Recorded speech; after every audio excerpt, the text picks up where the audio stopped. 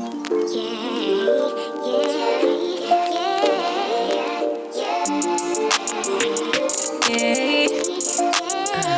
the moves on tuck. I know it's all love. Everything good. Keep the vibes on crush. I know it's all good. Know it's all love. Know it's all love.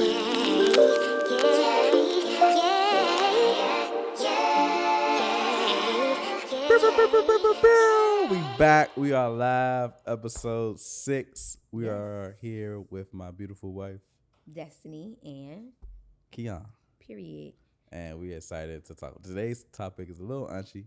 I don't think it's unchy. I just think it's not talked about. It's a great conversation. We're going to be open and transparent as we already been. Yes. But we're excited to talk about this topic, and this is the finances. The finances. Money. Where's your money? Money, money, money, money, money. You hit that note too. Thank you. I'm a shower singer. Yeah, very much so. All right, girl. Let's start finances. Let's start in the dating process. Okay, so like, because I feel like we talk often to couples, and they're like, you know, how y'all handle your money, like what did y'all do, how did y'all prepare for that? So let's talk through like when we first started. Well, not first started dating. Once we like, okay, we're about to get engaged. Let's talk through money. What were some of the processes that we went through? So first, I had to even program my mind. What'd you say? Remember that car ride? I won't ever forget that car ride. All right. We're coming back from Richmond, and we were talking about like our money. Do you remember that? Yeah. In like our account. Yeah. And I kind of was like, and again, my parents have been married for 32 years now. I mean, they have definitely been vocal about what they do with their money. But I don't know why it didn't register in that moment that like this is about to happen. Things are about to come together. Like my money wasn't gonna just be my money. Like I wouldn't be able to just swipe and spend how I used to do that. And I think in that moment it was given like, ugh. That's how I felt in the moment. I don't know why. No, that's how you felt, and that's how you said it. That is, and Keon was like, he was kind of like taken aback. I was kind of like, Slim, like, are you not ready to be married? Like, I'm ready to be married. What did you think this was gonna be? But I just was like, and maybe a little bit of backstory is, I graduated college in 2016. Yeah, yes, and I didn't hit the ground running with an amazing job like some people do. Like you graduate, you getting paid good, you can move out. That wasn't my story. Yeah. I had a couple jobs, and they weren't like salary. It was not looking too hot for the girl, and I'm like, Jesus, what the heck? And then for the last 4 years, I've been a full-time entrepreneur. And so shout out DMVA. Thank you. When I met Keon, I was kind of like in my prime. I had made 6 figures. Yeah, that was the and first I was like, oh my God, like it was up for me. So I said, I got a rich one, y'all. I'm up. You hear me? So I'm like, oh my God, like it's up for me. So again, Keon he didn't really exist just yet. So prior to him existing, I'm spending my money. I'm buying gifts for you and gifts for her. And it was up. And then we, maneuver on as we date, and we start talking about what we're going to do with our money. Yeah, that Richmond conversation was very. I remember we were driving home from going to the Life Church RVA, and I don't remember what brought it up. But it was Anshi. But I was like, ooh, our money? Yeah, I was like, I just want you to make sure that you're understanding this. You will never use the term "my money" ever again. Yes, he was like, my like, there's no my. Take that out of your vocabulary, money. Please. And I was like, oh. All right, so let's talk through. Okay, so one of the things that we did also too was we were very open and honest about like where we were financially, so what we were bringing to the table as far as our marriage. So credit scores, how much we made, any past debt. Like we shared all of that up front, like before we were engaged. That's a great point, and I can remember us on marriage counseling with yes, and I remember him asking like, what if we had debt, and I felt honestly so inadequate because Keon over here he was a baller, shot caller, still is. He got full ride, paid for college. Me, I had academic scholarship, but it didn't cover the whole thing. So Keon came to the table with no debt. Me, I have given my debt to the Lord to pay. So I still had to share with Keon. And we still waiting on the Lord. And the Lord will pay the debt. He's going to move. He died. Amen. And we're going to allow him to do his thing. Well, that was where I was when I met Keon. I'm like, baby, that college debt, I gave it to Jesus and we ain't looking back. He was like, no, look up actually how much. And I said, this is ghetto. Yeah. And I did start to feel a little bit like, oh my gosh, like I'm like affecting what Keon has. And Keon said the most amazing thing. Tell him what you said. You saw him, girl. He was like, your dad is my dad. Like, and I was like, wow, that's when I knew. I mean, I was already engaged, but that's when I really knew I had a good one. You know what I'm saying? He was like, your dad is my dad. Like, you're fine. Like, it's cool.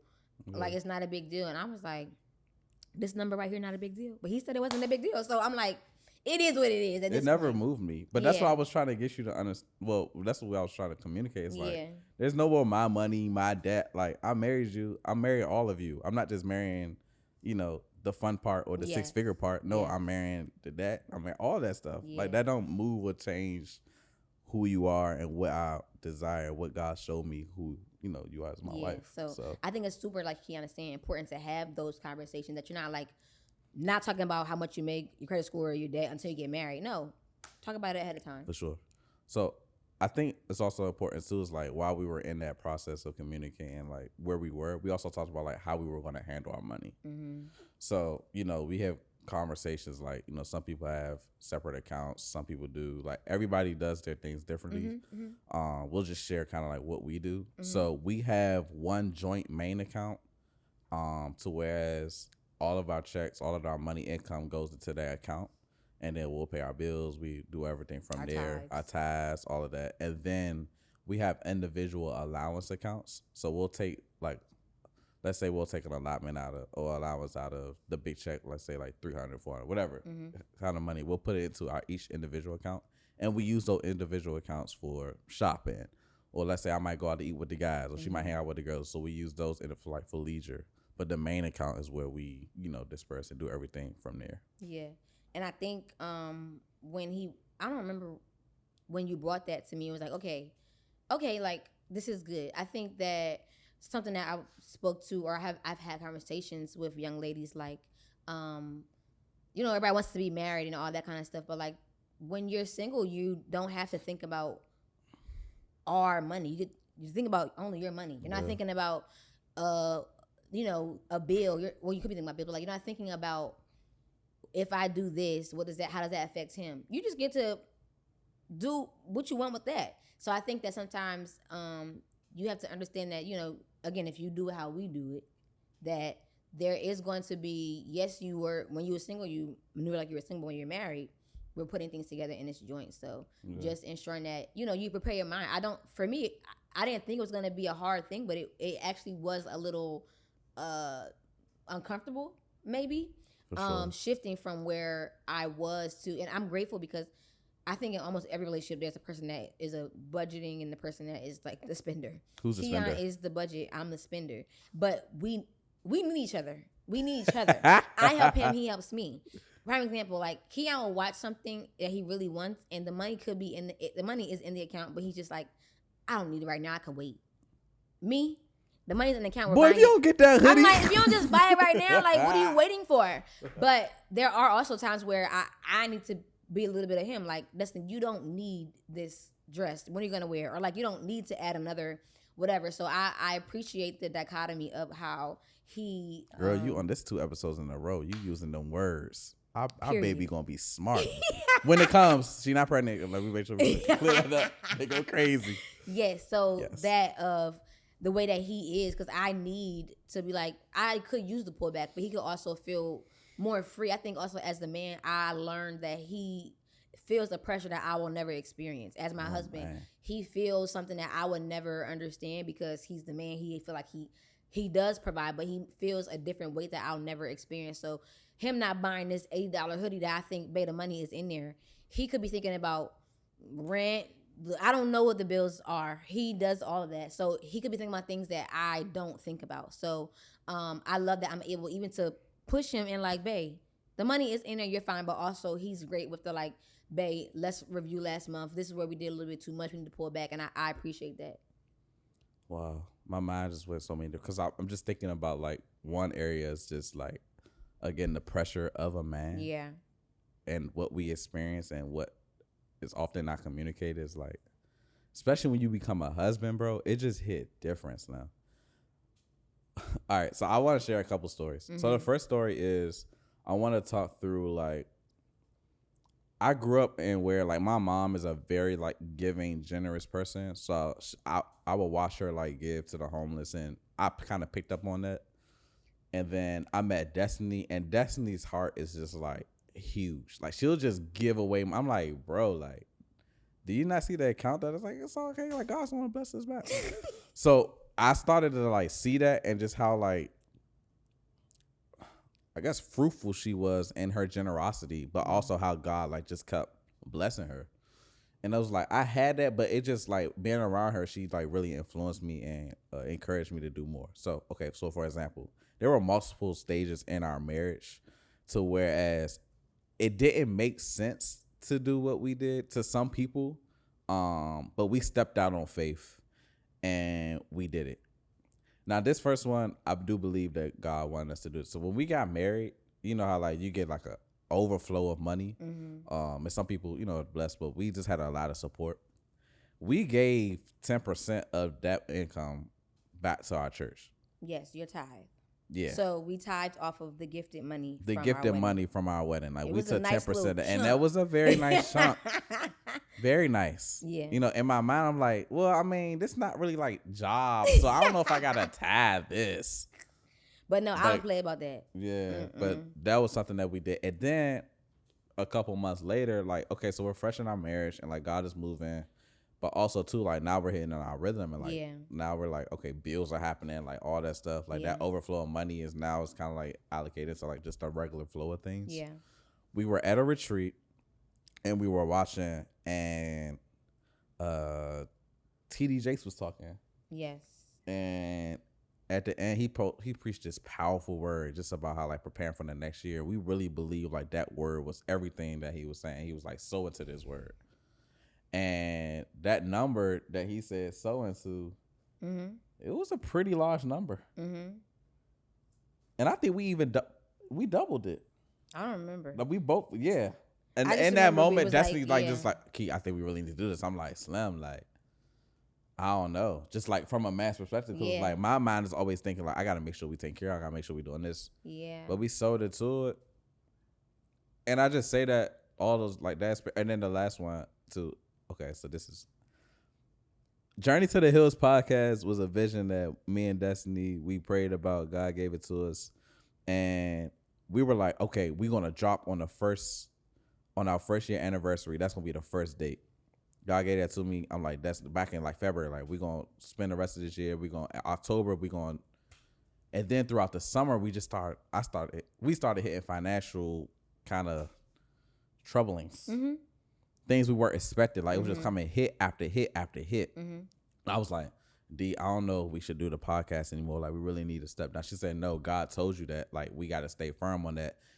Daniel is the person. He's the guy. I'm like, but he's amazing. But, like, I don't know if we got the funds to be able to, like, really do that. Mm-hmm. And she's like, no, like, this is what God told us. Like, stay fast. Like, God's going to move. And what I saw was, like, God was, like, stretching, personally, my faith level. He was like, that normal faith that you have is not going to be able to sustain what I'm about to do in your life. Yeah, amen. So I need to stretch that muscle. Mm-hmm. Stepped out on faith.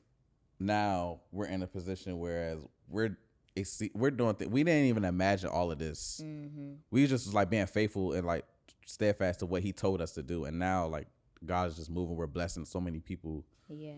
But yeah, so basically all I'm saying is like those instances in our marriage, I'm starting to see the fruit of the sowing that we did and how important it is to sow and give back to God. Yeah, I don't want people to take that lightly. Like the tithe, you're supposed to do.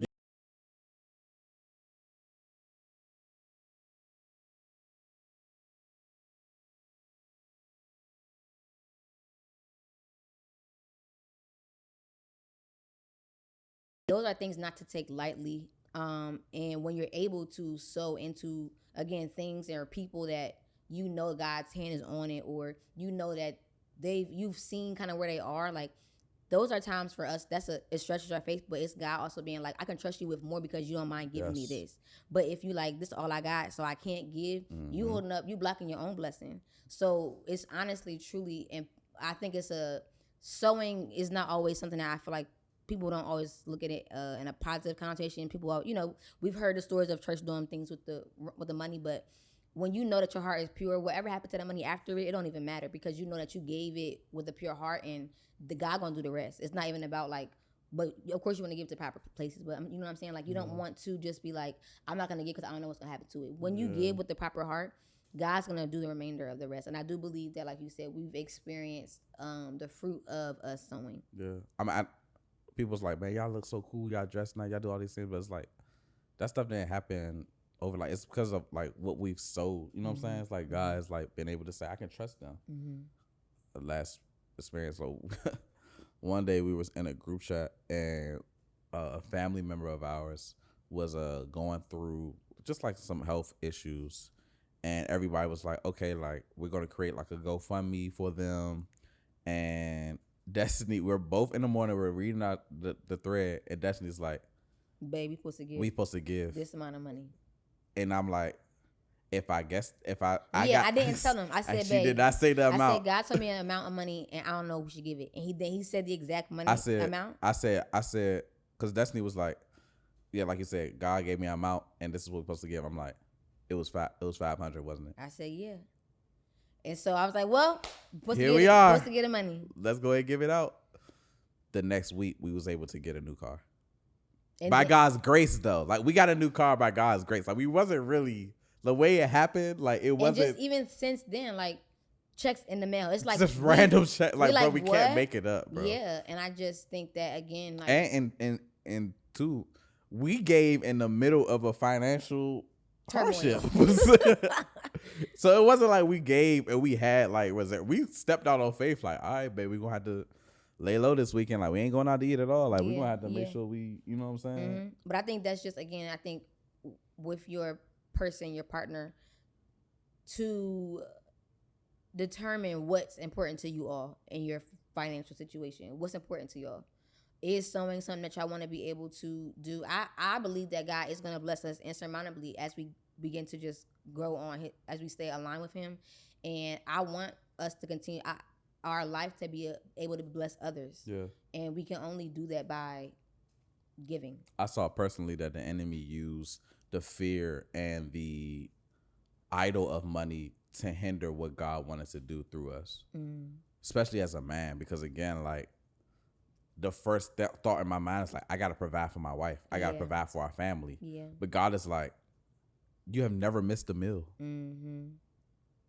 You have never had to worry about anything. Like, just trust me. I got y'all. Yeah. And I've shown myself time after time after time. So you have nothing to worry about. Just be obedient. Yeah. And I'm truly starting to really see, like, the reward that comes from obedience. Yeah, 100%. So it's just a beautiful space that we're in as far as, like, just submitting to God truly. And because Destiny's always had a heart for giving and but I'm starting to learn, because again, like what she touched on earlier, as a man, it just hits a little different. Yeah. But I know God is stretching my faith in this regard, because He wants me to use it as a testimony to tell other men, like, yo, like, you really got to lean on God. You can't make money an idol. Like, you really got to be obedient, because He's going to take care of all of your needs. 100%. As long as you submit to Him, everything else you don't have to worry about. 100%.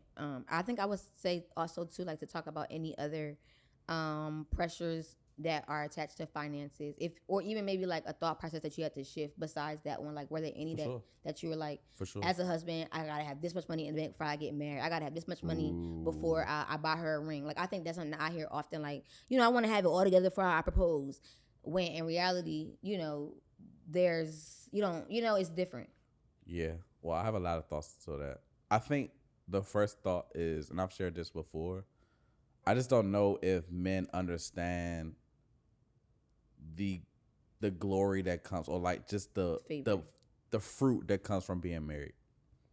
And I've shared this before. It's like, I was operating off of God's grace when I was single, but now I'm thriving off of His favor. since we've been married. And his favor, it just hits different. Like, yeah, like I was good when I was single. Like I had all that stuff. But since I've been married, the random things that's happened, the fruit, the exposure, the impact, the joy, the peace. Like if you knew that, you wouldn't be trying to date for 12, 15 years. Like if you knew what comes with marriage, there will be a heightened sense of urge. Now, again, and people will take this because this might be a clip, so people will take this out of context. It's like, oh, Keon, this, you know what I'm saying, get married in 2 months. No, I'm not saying that. Definitely supposed to put things in place, do things in order, do things the right way. Yeah. But I also try to encourage men as much as possible, like the joy and the fruit that comes from being married to the person that God calls you to be with. Because, and we talked about this before, in culture and what we see, marriage is not something that's glorified. Yeah. You in the barbershop, men on man time, they're like, oh man, I gotta go to my wife. Happy wife, happy life. She ain't complaining today, so I'm good. It's like, I'm telling you, like, nah, Slim, when you marry the right person, you go in this joint. I ain't never smiled this hard a day in my life, bro. Y'all see me on these videos. It's not for no show. Like, I'm really happy, bro. Yeah. And the fruit that I've received from being married to Destiny is something I just can't explain.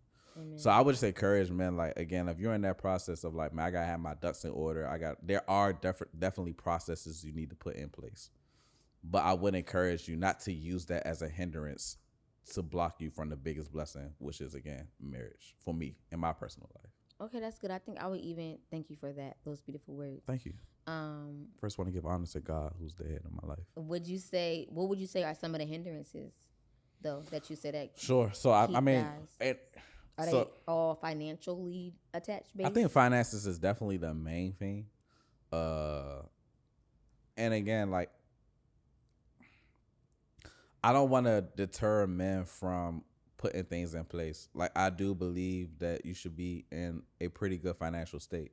But like, some people might think like a good financial state, that varies. Like that's fleeting. It's like subjective. Somebody's thought might be, I gotta have 40 bands in the account in my savings just in case like we fall out of plane and we gotta go. So just it's like, dramatic. You know, you gotta be all that, bro. But I do think there should be some financial security before you step into a marriage.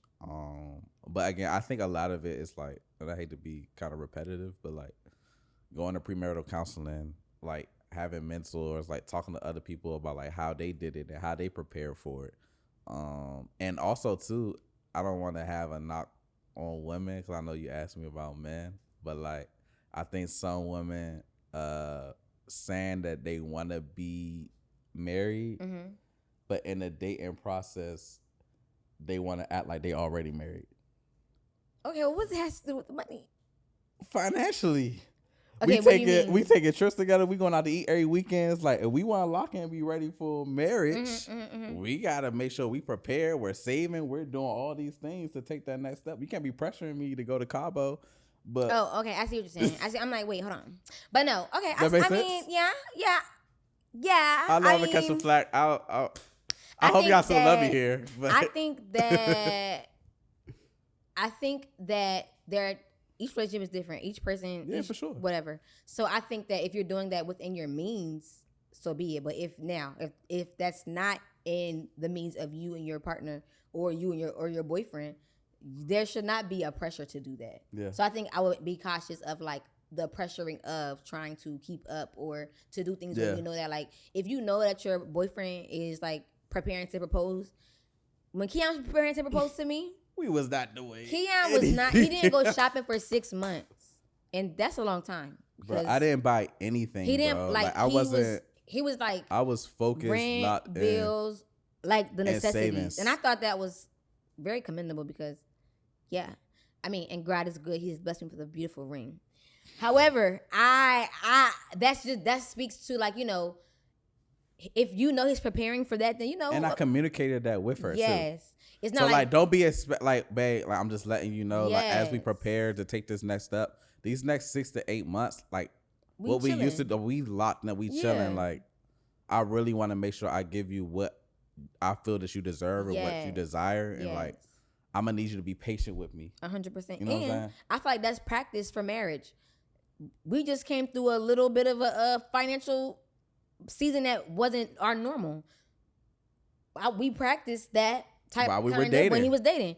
When we were dating before the proposal thing, you know, it was buying things, sending each other stuff all the We was living time. life. We were just having a great time. I was just popping up random gifts on my on the step, I'm and like, he dang, was, I we love were, this girl. We were doing it up already. But when he was preparing to propose to me, like, babe, you know, things are gonna shift when you come to see me. You might not be able to go to this restaurant and do how we normally do. And I'm like, cool, you're telling me what's going on. I know what's happening. Now, when we're married, when we have a little, maybe one of us might be a little up or down. Cool, we already experienced an up or down with that as practice. So like, I think that. But the key word is that we communicated 100%. and you received it 100%. And I'm not like, oh, babe, like you should have had that money prepared for me before. And I think that's what that's why I'm going back to the gripe with men, because they feel a pressure that I gotta give her the $300 date, or I gotta give her this X amount of clothes. I gotta give her because I'm keeping up with what everybody else, all the couples are doing. So that's why I was saying, like, you gotta make sure that for men, you're communicating and sharing, but women also receiving that communication. Like, all right, I got you. I'm gonna ride with you. My favorite story of all time, we was planning to go to New York together, and I hit a jam at that time. Like, we were dating at that point, and I'm like, bro, like, I really want to save up for this ring, and I'm not finding like I had some random things that hit me, like, bro.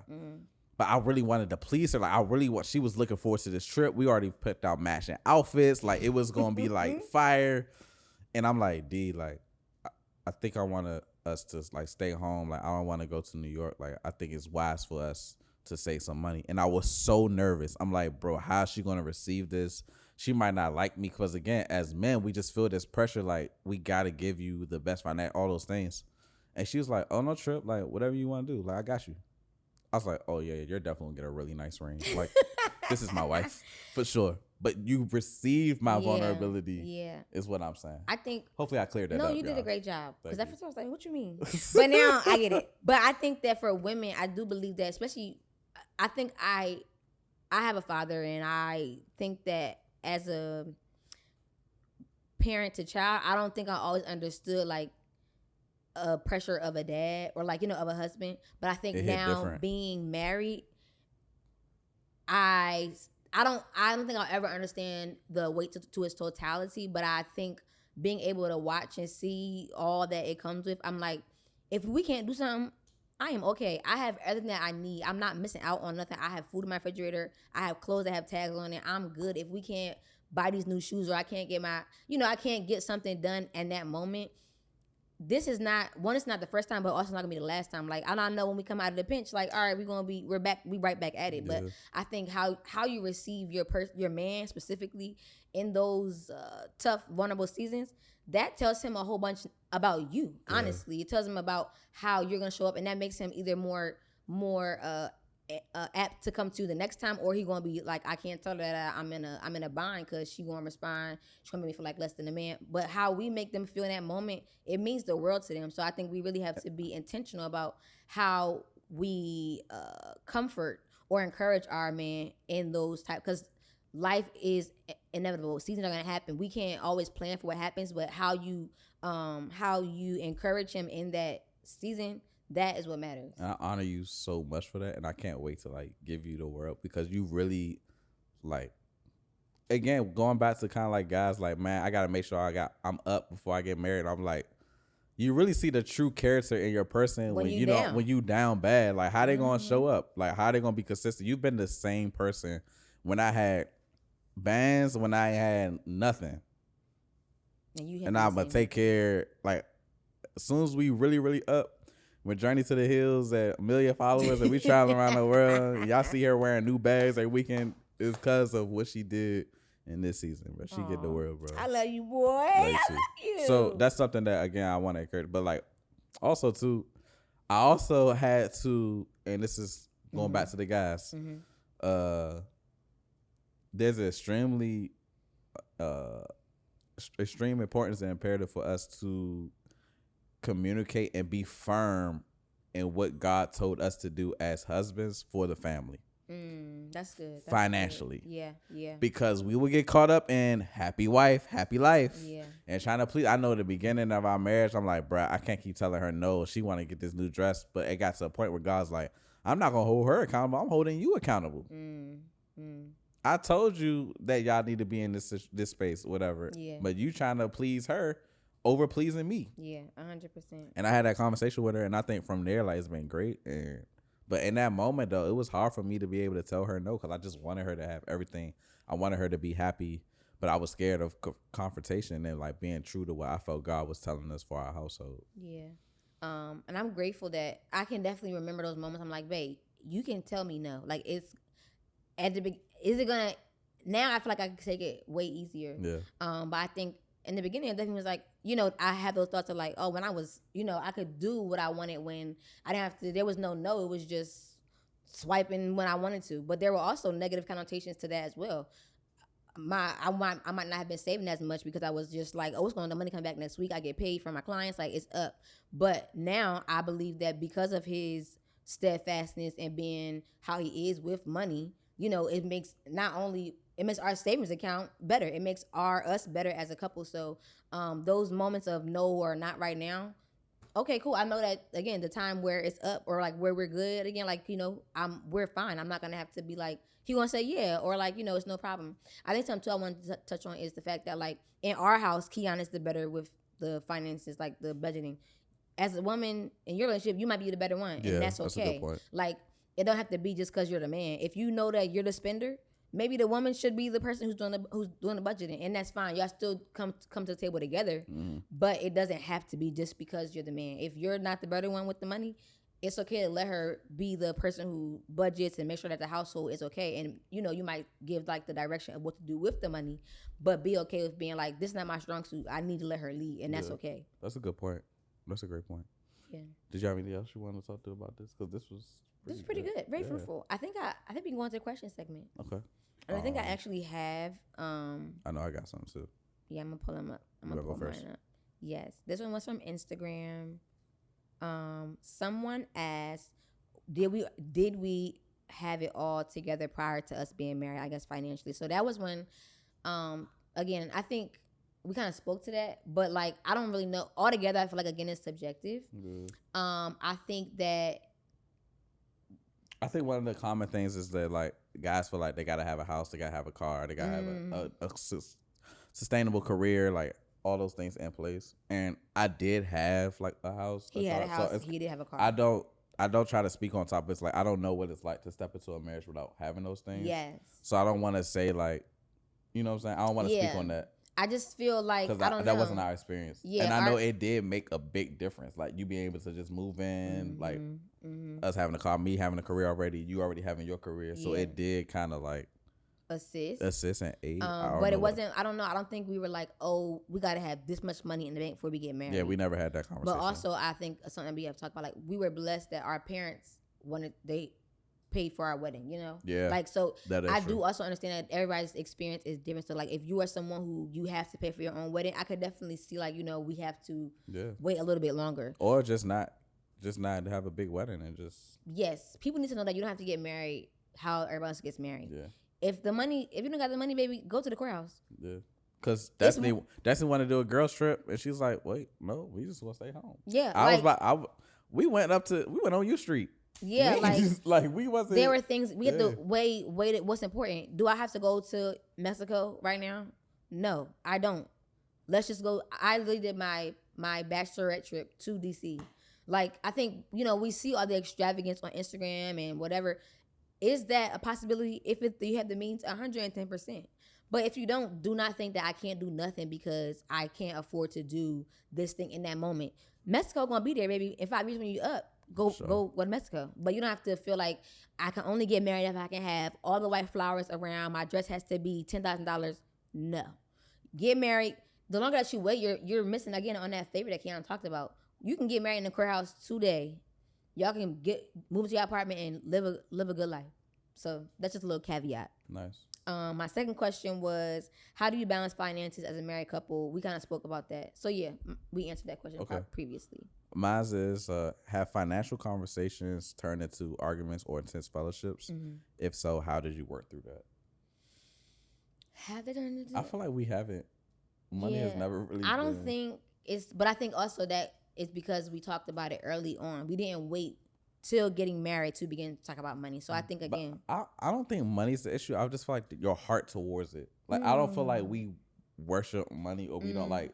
So that never has come up as a problem between us. I feel like our hearts has just always been peers. Like, all right, let's come together. What you think and move forward. Like we haven't had a intense fellowship about money at all. Like even when we were dating. So that's just our experience. But I think it's because our hearts are peer towards. Yeah. 100%. Last one. What's the best financial advice you've received that has helped your marriage? The best financial advice? What would you say? I would just say like, ooh, we didn't talk about this one. Okay, what? Okay, let's say your family hit a jam or your friends hit a jam. So we were dating, like along with the conversation about like what our financial like banking was going to look like. I came up with something I presented to D and we talked it through, like we finalized it. It's like, all right, let's talk about what ifs. Let's say your sister hits a jam or your brother hits a jam or a friend hits a jam and they want $1,000. What's the max amount of money that we're going to give to a family member? And then we agreed on that number. Let's say they need somewhere to stay. They need somewhere to stay. Like they ran out of, like they got evicted or something, or they just need somewhere to stay. Like what's the longest they can stay in our house? And we came up with that. Yeah. So like those conversations helped us out too, because it's like preparing for, because you just never know what can happen. Like the what ifs. Yeah. I think that was important. That was important. I don't know. I just would say, I know one is to always like tithe. I just feel like that's something that you just, for what we believe, God asked for 10%. I think that not, it's not even ours. It's really for him. I just paid my tithes this morning. Yes, he did. And I just feel like when you do that, I feel like you're covered because you're being obedient to God. But I think, just ensuring that we're always on the same page about our finances, that like we're not like I think we should do this and you think we should do that, and because that then causes that friction. But when you're always on the same page and you're always communicating, that helps things to be smooth and to go the way in which they have been. And when you release that my money to our money, I feel like that helped out a lot. And again, that's just what we do. We've heard people do multiple We're not going things. to Ramsey. Is that the financial guy? Yes. Yeah, we're not going to Ramsey. It works for us. That's food. He's the guy that eats. Yeah, I figured What's the guy? What's the guy who wrote Rich Dad Poor Dad? It's over there somewhere. And then it's another guy. It's another one called the Richest Man in Babylon. Those are actually really good financial books to read. But we probably have the authors wrong. But we do think that. Now I gotta know what this finance guy name is. It's not Gordon. That's cool. Okay, I'm cracking up. Alas, so this is where we are. But those are our questions. This was episode 6, 7. This is the finances episode. We hope that y'all enjoyed. Please be sure to like, comment, and subscribe if you have not already. Babe, we gotta identify our roles. Oh, he wants to do that all the time. Let's rewind that. Okay, rewind. Go. You see how she just tried to X me out, bro? We was doing good. 5 episodes in a row. We were doing great. Yes, sir. You ready? Yeah, go ahead. Bring me in. We really appreciate you guys watching this episode. We hope that you guys really, really enjoyed. So yeah, be sure to like, comment, and subscribe. And we will see you on the next one. See y'all later.